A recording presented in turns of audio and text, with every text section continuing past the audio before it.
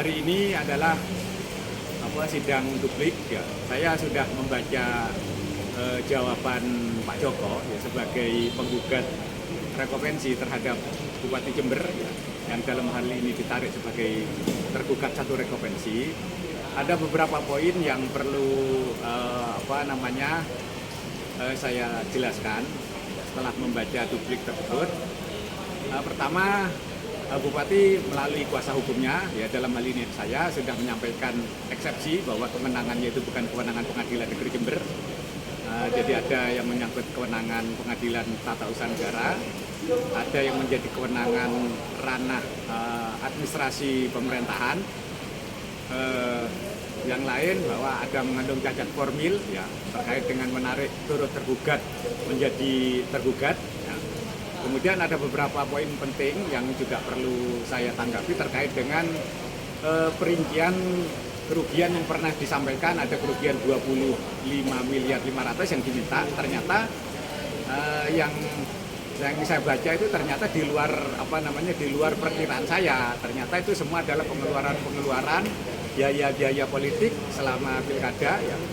Pengeluaran yang memang menjadi risiko bagi setiap pasangan calon sebagai pasangan bupati dan wakil bupati, dan pengeluaran itu sudah berhasil menjadikan Pak Joko sebagai wakil bupati ya.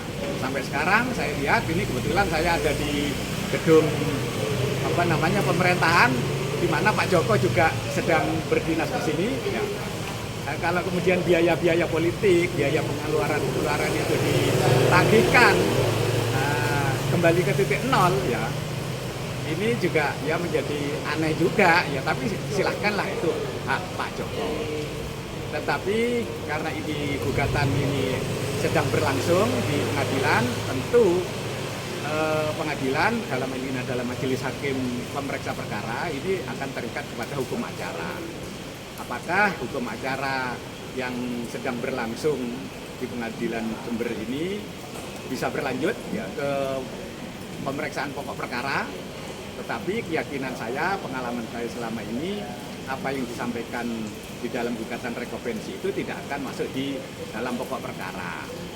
Jadi karena memang ada eksepsi kompetensi absolut, maka akan diputus sela oleh majelis hakim apakah Pengadilan Negeri Jember berwenang untuk memeriksa pokok perkara ini, apakah tidak. Nah, kemudian perlu diingat lagi, di dalam eksepsi Pak Joko sebagai tergugat di dalam gugatan konvensi juga menyampaikan bahwa ini bukan kewenangan Pengadilan Negeri Jember, menjadi kewenangan Pengadilan Tata Usaha Negara. Maka dengan jawaban Pak Joko itu sebetulnya mematahkan argumentasi Pak Joko untuk melanjutkan ke pokok perkara. Saya kira itu.